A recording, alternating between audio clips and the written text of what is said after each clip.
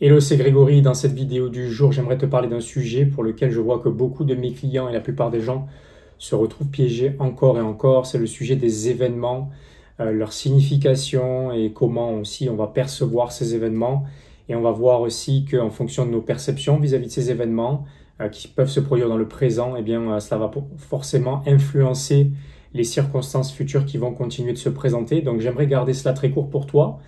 Mais je crois vraiment que si tu commences par comprendre cela et que tu commences par t'attraper sur le fait à chaque fois que tu deviens inconscient ou inconsciente, ça va potentiellement transformer ta vie. Donc c'est parti.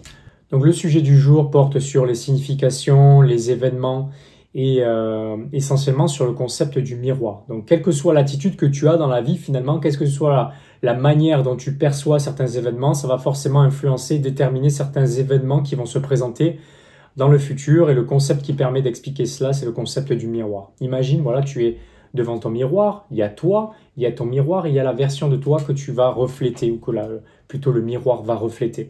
Cette version de toi, elle dépend de quoi? Elle dépend de tes croyances, elle dépend aussi de ta façon de penser, elle dépend de ton ressenti, elle dépend des actions que tu vas prendre. En effet, tes actions vont être alignées avec tout ce que je t'ai partagé précédemment. Si tu te sens bien, tu vas prendre des actions qui vont influencer positivement finalement ton avenir. Si ce n'est pas le cas, si tu te sens mal, tu vas influencer finalement tes actions qui vont t'amener inconsciemment à créer une vie que tu ne veux pas, une vie qui est connectée à tes peurs, à tes blessures, à tes blocages. Donc ce miroir, ok, il représente ta réalité autour de toi. Et cette réalité n'est là que pour refléter finalement ton monde intérieur.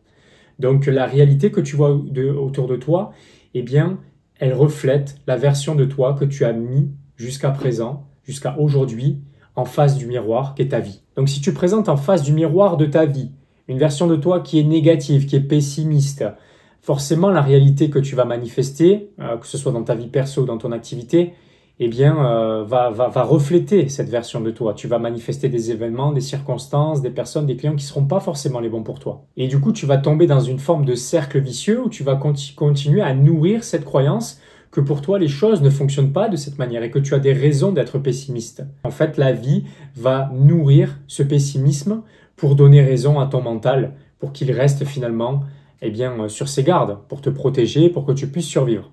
Et comme tu peux voir autour de toi, les choses qui se passent autour de toi, elles ne se passent pas forcément instantanément. Ok?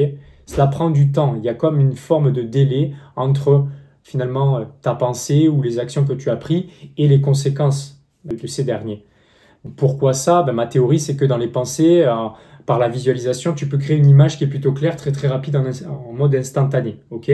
Le truc, c'est que dans le monde matériel, eh bien, ça prend du temps finalement de créer. On est soumis à la réalité de la loi de la pesanteur, donc les choses ne se passent pas instantanément, donc forcément ça prend un peu de temps à prendre forme. Donc tu es d'accord avec moi qu'on peut quand même conclure que les circonstances, la réalité que tu expérimentes maintenant, c'est quand même le résultat, c'est la conséquence de tes actions passées, qu'elles soient sous la forme de pensée, qu'elles soient sous la forme d'énergie ou plutôt d'action physique. Tu es d'accord avec ça? Donc si tu fais quelque chose aujourd'hui, ou si tu émets certaines pensées, ou si tu as une certaine énergie envers quelque chose que tu vas émettre aujourd'hui, forcément ça va influencer demain, ça va influencer le jour d'après, ça va influencer ce qui va se passer la semaine prochaine, ce qui va se passer dans le mois d'après, ce qui va se passer l'année prochaine, ok?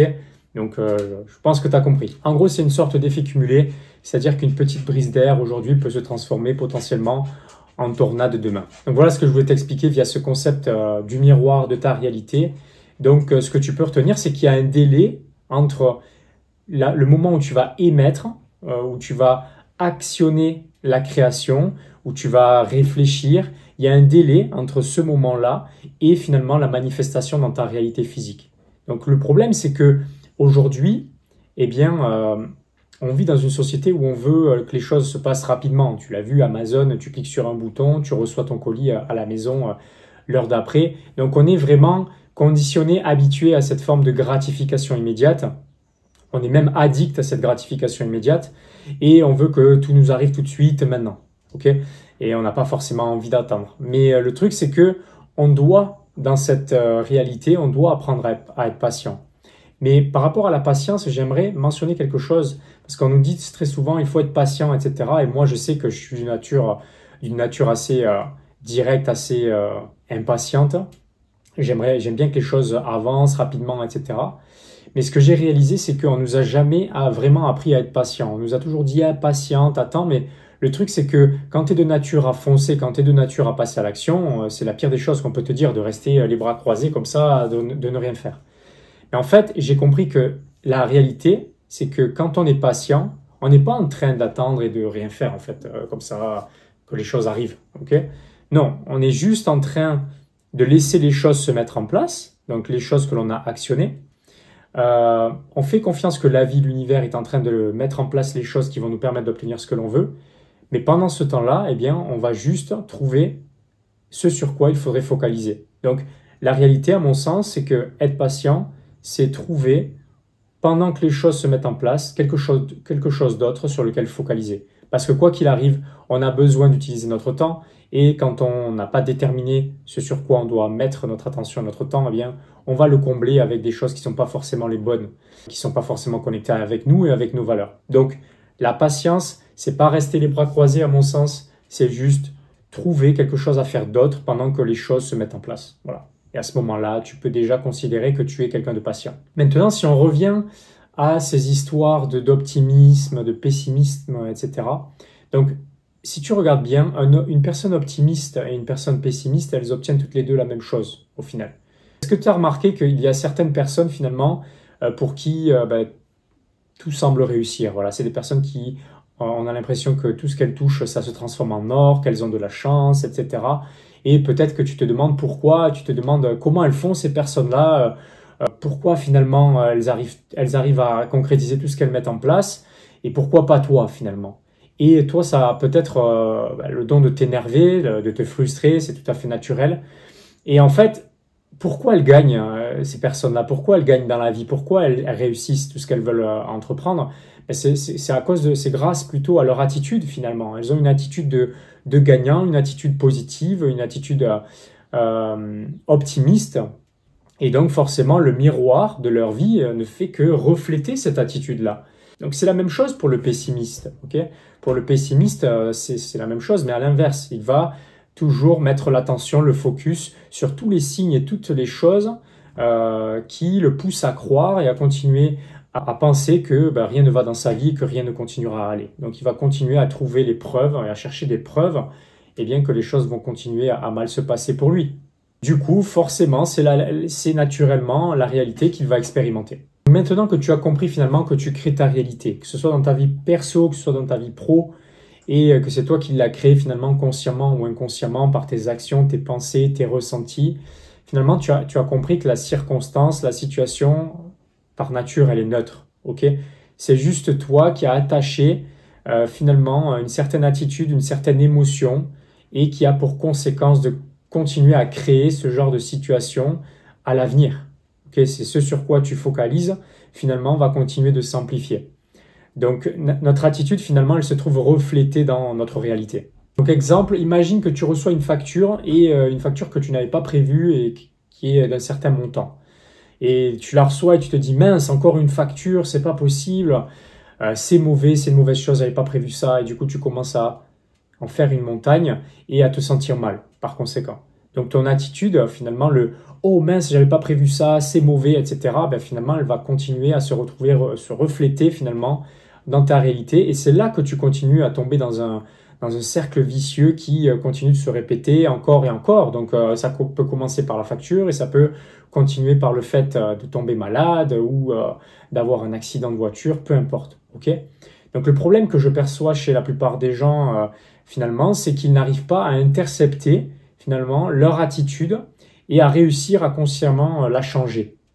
Donc c'est pour ça qu'ils continuent finalement d'expérimenter cela et qu'ils continuent d'expérimenter les mêmes circonstances encore et encore et qu'ils restent bloqués chaque jour. Parce que la réalité, c'est que le miroir de ta réalité ne va faire que finalement refléter cette attitude encore une fois. Donc la plupart des gens vont baser leur attitude et comment ils se sentent sur les circonstances extérieures, sur ce qui se passe autour d'eux. Et ils vont se baser sur ça pour former finalement leur attitude. Donc ensuite, la réalité qu'ils vont refléter, eh bien, elle va être connectée à cette attitude.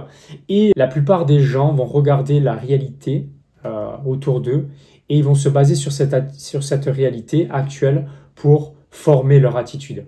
Et c'est là finalement que le cercle vicieux est enclenché, Parce que comme la réalité ne fait que refléter notre attitude, si notre attitude est négative ou elle n'est pas optimiste, eh bien forcément, on va créer de plus en plus de circonstances qui vont refléter cette attitude-là. Et cela se passe en 3 étapes. Ça se passe par l'observation, ok, qu'est-ce qui se passe autour de moi? Ça se passe ensuite par l'attitude.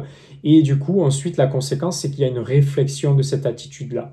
Donc encore une fois, c'est pour cela qu'il y a certaines personnes, voilà, elles enchaînent tous les malheurs dans leur vie. Donc ça commence par la facture, ça finit par le fait de tomber malade, un problème dans le business. Tout ça, c'est le reflet d'une attitude négative qui va continuer à causer des événements de vie qui ne seront pas favorables en fait. Et du coup, c'est de cette manière-là que la plupart des gens deviennent pessimistes au fur et à mesure du temps et restent piégés finalement dans ce cercle vicieux. Donc qu'est-ce qu'on peut faire pour essayer d'empêcher ça ou pour changer la formulation qui va du coup changer le résultat, c'est-à-dire le reflet de notre réalité? Eh bien, il faut changer la version de soi que l'on va mettre en face du miroir de sa vie. Ok? Donc, ça passe par le fait d'intercepter au niveau finalement de l'attitude. Ok? Il y a une situation qui se présente et de suite, ça va générer quoi? Une attitude, une réaction de notre part. C'est là où on doit être conscient et être conscient de comment on réagit par rapport à cette situation. Et de nous prendre par la main et de changer, de faire en sorte que notre attitude soit dirigée vers quelque chose qui va nous permettre de maintenir une réalité qui nous est favorable. Donc ça ne veut pas dire que tout va être parfait dans notre vie, mais on n'a pas forcément du contrôle sur les circonstances extérieures, mais on peut au moins contrôler comment on réagit. Et comment on réagit va nourrir ou finalement désamorcer ces situations qui continuent de se réaliser, de se perpétrer. Donc il s'agit de s'intercepter au niveau de notre attitude et de veiller à ce qu'on adopte une attitude qui est plutôt aidante et il faut le faire essentiellement de manière consciente en effet. Donc tu l'auras compris, ton attitude, tu as le choix, ok? C'est un choix d'avoir une certaine attitude. Donc soit inconsciemment tu vas uniquement être branché sur l'émotion qui aura été générée par l'événement qui n'aura pas été agréable, soit tu vas pouvoir choisir consciemment une attitude qui va potentiellement te permettre de changer ces circonstances à l'avenir.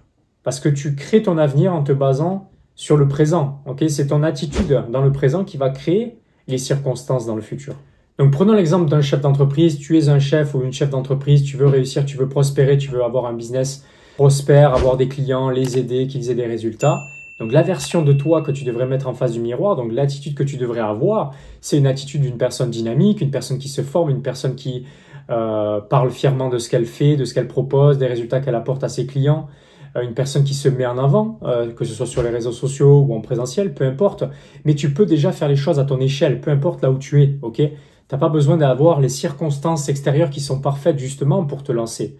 Parce que c'est grâce à cette attitude que les circonstances vont évoluer dans le bon sens. Moi, quand j'ai commencé personnellement, j'ai commencé depuis mon camping-car, ok? Il n'y a aucune excuse en fait. Un camping-car qui faisait moins de 6 mètres de long et je faisais mes vidéos et j'accompagnais des gens déjà. Donc, c'est parce que j'avais déjà cette attitude-là que les circonstances extérieures se sont mis à bouger, à évoluer, ok? Donc concrètement, si tu te mets à tourner des vidéos et que c'est encore tout nouveau pour toi et que tu n'es pas encore dans la confiance absolue par rapport à ça, mais tu sais que c'est l'attitude que tu devrais avoir si tu veux réussir dans ton activité potentiellement parce que tu as besoin de te mettre en visibilité. Eh bien, commence par rapport à là où tu es aujourd'hui. Commence avec ce que tu as. Mets en avant une version de toi qui est au moins proactive par rapport à cet objectif, par rapport à ce que tu veux créer dans ton activité. Et qu'est-ce qui va se passer? Tu vas commencer à avoir certains signes qui vont se manifester.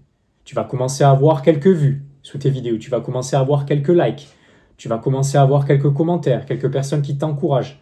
Eh bien, tu vas prendre ces signes-là et tu vas capitaliser là-dessus. Tu vas les prendre comme étant la confirmation que les choses sont en train de se mettre en mouvement, que les choses sont en train de se mettre en place, en ordre, dans le bon sens, dans le sens que tu veux. Un sens qui est connecté à la version de toi que tu dois mettre en avant si tu veux que les circonstances extérieures la reflètent. C'est de cette manière-là que tu deviens créateur, créatrice finalement, conscient, consciente de ta vie et que tu restes connecté à ce cercle vertueux.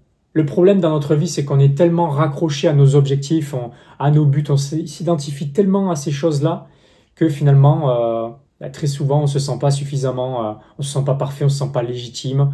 Et peut-être que tu regardes cette vidéo, que je t'explique ces concepts et que tu te dis « mais oui, je les connais ces concepts, etc. Mais ça ne marche pas pour moi dans tous les cas ». ben, le simple fait de d'émettre cette pensée-là que ça marche pas pour toi, tu es en train de confirmer finalement tout ce que je suis en train de t'expliquer depuis tout à l'heure. Tu es en train d'assumer que ça fonctionne pas pour toi. Donc, tu as l'attitude d'une personne ben, finalement qui n'obtient pas ce qu'elle veut dans sa vie et pour qui rien fonctionne, que ce soit dans sa vie perso ou dans son activité. Et finalement, tu n'obtiens pas les résultats que tu veux dans ta vie et tu restes piégé dans cette attitude qui va continuer à maintenir la version, la réalité dans laquelle tu vas te trouver. Tu vas rester piégé dans cette réalité parce que tu es piégé dans une attitude qui n'est pas une attitude qui est la bonne. Ok? Donc, que ce soit perdre du poids, que ce soit avoir des résultats dans son business, que ce soit trouver l'âme sœur, que ce soit avoir un hobby dans lequel tu t'éclates, ça passe par ça à chaque fois. Le truc, c'est que tu ne peux jamais arrêter de jouer à ce jeu qu'est la vie finalement. Si ça fonctionne pas dans le moment, tu peux accepter que ça fonctionne pas maintenant, aujourd'hui, mais tu peux au moins au lieu de continuer à te plaindre, à avoir une mauvaise attitude et que ça continue à avoir un impact négatif sur ta réalité, ben tu peux au moins commencer par croire que ça fonctionne pas aujourd'hui, mais ça va commencer à fonctionner demain. C'est pour ça que tu peux voir les personnes qui réussissent dans la vie, les personnes à succès, c'est des personnes qui finalement croient qu'elles peuvent tout réaliser. C'est des personnes qui croient que ce sont les meilleurs. Moi, je sais que dans le football, j'avais regardé une interview de Cristiano Ronaldo. Eh bien lui, quand il rentre sur le terrain, il croit que c'est le meilleur. Et il dit que bah, s'il ne croit pas que c'est le meilleur, bah, déjà la partie, le jeu est perdu d'avance. Okay, donc il y a une forme de biais de confirmation à entretenir qui va forcément entretenir la confiance que tu as en toi et qui va ensuite se refléter à l'extérieur. Tu vas commencer à obtenir des résultats sur lesquels tu vas pouvoir capitaliser pour construire cette confiance en toi. Donc quand tu retombes dans une forme d'inconscience où tu es en train de te laisser piéger par l'extérieur pour influencer finalement bien ton attitude vis-à-vis d'un événement. Imaginons, voilà, tu es sur le point de vendre ton offre à 3 000 €, voilà, ton offre d'accompagnement, 3 000 € et pour X ou Y raison, cette offre-là, tu la présentes, la personne te dit oui et ensuite ça tombe à l'eau. Tu as plusieurs façons de réagir vis-à-vis de cet événement. Soit tu le prends mal et tu te dis oui, bah, de toute façon c'est normal, qui je suis moi pour parler, pour présenter une offre à plus de 3 000 €, etc. Du coup, ton attitude, elle va rester bloquée sur le fait que c'est une mauvaise chose finalement que tu n'aies pas réussi à vendre cette offre ou que ça soit tombé à l'eau pour X ou Y raison. Parce que finalement, l'événement, il est neutre. Ok, l'événement, il est neutre. Pour toi, tu t'es identifié, peut-être tu as été attaché à cet objectif de revenu et donc c'est une mauvaise chose que ça se soit passé ainsi. Mais pour une autre personne, finalement, c'est juste un événement. C'est juste que tu t'es raccroché à ça, que tu avais des attentes, que tu étais attaché à ce que ça se passe d'une certaine manière. Mais ce que je t'invite à te poser comme deuxième question, finalement, après le fait de savoir comment toi tu nommes cet événement, est-ce que tu le nommes ou tu l'étiquettes d'une manière positive ou négative, est-ce que finalement ça ne pourrait pas être une bénédiction déguisée? Ok? Qu'est-ce que tu en sais? Est-ce que tu es plus intelligent, plus intelligente que la vie finalement pour savoir ce qui est le mieux pour toi? Donc tu as envie d'avoir certaines choses, mais tu aimerais peut-être contrôler comment les choses devraient se passer, mais la vie est plus intelligente pour savoir comment les choses devraient se passer pour toi. Donc est-ce qu'il n'y a pas finalement une bénédiction derrière ça? Donc peut-être que sur le moment, tu es encore en train de te dire ouais non, en quoi c'est une bénédiction que j'ai pas fait ma vente à 3 000 € alors que c'était mon objectif pour le mois. Ensuite, la troisième question, la troisième chose, c'est finalement de te demander est-ce que tu peux accepter cet événement comme étant une bénédiction qui est déguisée. Donc c'est une chose de le reconnaître comme tel. Est-ce que cet événement est une bénédiction? Et ensuite, est-ce que je suis en mesure de l'accepter? Ok. Donc là, tu vas peut-être te dire oui, bah écoute, j'ai pas le choix, je vais l'accepter comme ça, etc. Et je vais avoir la foi finalement que c'était une bénédiction. La quatrième étape que je t'invite à te demander, c'est finalement de te poser les questions, de te créer ces scénarios-là pour pouvoir essayer de comprendre ou d'essayer de deviner comment ça pourrait être potentiellement une bénédiction déguisée. Dans tous les cas, tu vas le découvrir à l'avenir, ok? Tu vas pouvoir, a posteriori, réaliser à quel point ce qui s'est passé pour toi, eh bien, ça a été quelque chose de positif pour toi. C'est difficile de le faire a priori, mais c'est en ayant ce réflexe-là de le faire a priori que tu vas pouvoir influencer finalement ton futur. Donc, envisager les hypothèses pour lesquelles ça aurait pu être une bénédiction ici, que ce contrat tombe à l'eau, bien c'est peut-être Peut-être que c'était un client qui n'était pas forcément le bon pour toi, que c'était un client qui aurait été peut-être ennuyeux avec toi, et un client qui t'aurait pris beaucoup d'énergie, un client qui aurait été assez, on va dire, énergivore, et donc forcément cette énergie que ce client t'aurait aspiré t'aurait empêché peut-être de vendre davantage cette offre-là et de faire beaucoup plus que ces 3000 euros, tu vois. L'idée, c'est derrière ça de choisir ta propre attitude, de choisir tes propres billets de confirmation et de chercher autour de toi les signes qui pourraient potentiellement confirmer ces choses-là et de maintenir cela, d'entretenir cela, parce que ça va te faire shifter finalement la chaîne d'événements qui va résulter de cette attitude va être totalement différent, ok? Donc il y a un événement neutre qui arrive.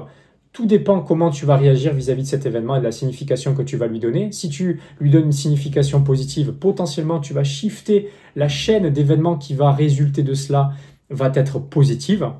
Mais si tu lui associes finalement une connotation négative, forcément la chaîne des événements qui va suivre potentiellement va demeurer négative. Mental, dans tous les cas, il veut juste avoir raison. Il veut juste avoir raison pour te protéger de futurs échecs éventuels ou de futures déceptions. Donc dans tous les cas, le chemin vers ton succès va être inconfortable, ok? Aujourd'hui, tu te trouves dans une certaine zone de confort et le fait de rester ici, ça t'empêche d'aller là où tu veux aller. Donc forcément, ça va être inconfortable. Forcément, tu vas avoir des challenges. Forcément, tu vas pas forcément te sentir bien pendant que tu vas sortir de ta zone de confort. Mais ça devient facile avec le temps et à mon sens, tu devrais accepter d'affronter l'inconfort. Tu devrais apprendre à te sentir confortable dans l'inconfort et toujours échanger ce confort à court terme contre du confort à long terme. Donc, en effet, c'est pas forcément confortable aujourd'hui, mais en tout cas, tu verras que ça en vaut la peine. Ça en vaut la peine pour la simple et bonne raison que ça va te permettre de réaliser quelque chose d'épanouissant. Donc, j'espère que ça t'a aidé. Si je résume, j'ai commencé par t'expliquer le concept du miroir et ses deux principes, ok, le fait qu'il reflète tout avec un certain délai et que cela reflète essentiellement ton attitude, qu'elle soit bonne ou mauvaise, ça va influencer la chaîne d'événements qui va en résulter à l'avenir finalement. L'image que tu présentes en face de ton miroir, c'est-à-dire l'attitude, tes pensées, tes actions, c'est-à-dire ton monde intérieur, eh bien, va être reflété ce miroir qu'est la vie et va du coup constituer ton monde extérieur. On parle d'optimisme, on parle de pessimisme. C'est la raison pour laquelle certaines personnes ont tout ce qu'elles veulent dans leur vie et les autres, eh bien, elles ont la plupart du temps ce qu'elles ne veulent pas. Donc là, si tu es dans cette situation où tu es toujours en train de souvent ruminer certaines pensées, je suis nul, je suis seul, j'ai pas de clients, j'ai une santé qui est pas terrible, j'ai pas d'argent. La réalité que tu reflètes, elle va reposer sur ça finalement. Ok?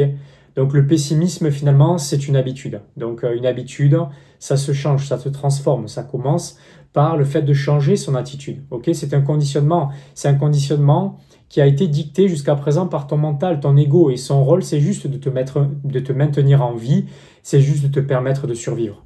C'est un niveau de conscience qui est très bas et c'est un niveau de conscience dans lequel on est finalement conditionné à faire le strict minimum pour survivre et c'est pour cela que on fait naturellement, inconsciemment ce qui nous a été dicté par notre société et au lieu de faire véritablement ce que l'on veut. Donc si tu veux évoluer, croître, tu vas faire des choix qui sont différents forcément. Si tu veux être en bonne santé, si ta valeur haute c'est ta santé, tu vas bien manger, tu vas choisir tes aliments, tu vas prendre soin de toi, tu vas avoir des hobbies différents. Tu vas être connecté à des valeurs hautes plutôt qu'à des valeurs basses qui sont connectées finalement au fait de vouloir juste survivre. Utilise les petits signes qui se présentent sur ton chemin pour renforcer cette attitude que tu es en train de mettre les choses en place, que les choses se mettent en place et que tu es dans une dynamique, une spirale positive, un cercle vertueux et non pas un cercle vicieux. Et le but, c'est que tu influences la création de cette réalité extérieure et que tu avances dans la direction que tu veux. Si tu tombes parfois dans l'inconscience et que cela influence ton attitude d'une manière négative, pose-toi ces 3 questions. Comment tu nommes ces événements? Est-ce que c'est 3 cas par mois qui ont été manqués? Est-ce que c'est un flop? Est-ce que tu restes branché dans la frustration ou est-ce que ça peut être une mauvaise chose? Okay? Est-ce que ça peut être une bénédiction qui est déguisée? Est-ce que tu es en capacité de voir cet événement comme étant une bénédiction déguisée? Et comment finalement ça pourrait être potentiellement une bénédiction déguisée? Voilà, essaye de trouver, d'appréhender des scénarios, des raisons qui pourraient faire que ça soit le cas. Et tu vas commencer à influencer ton attitude d'une manière beaucoup plus positive, d'une manière beaucoup plus productive. Et c'est un muscle en fait que tu vas exercer au quotidien. Donc voilà ce que j'avais envie de te partager aujourd'hui concernant le concept du miroir et de quelle manière finalement ton attitude influence ta réalité. Si tu as aimé cette vidéo, je te recommande de regarder cette vidéo qui va te permettre de te détacher de la peur du jugement et de ce que pensent les autres de toi pour développer ton activité.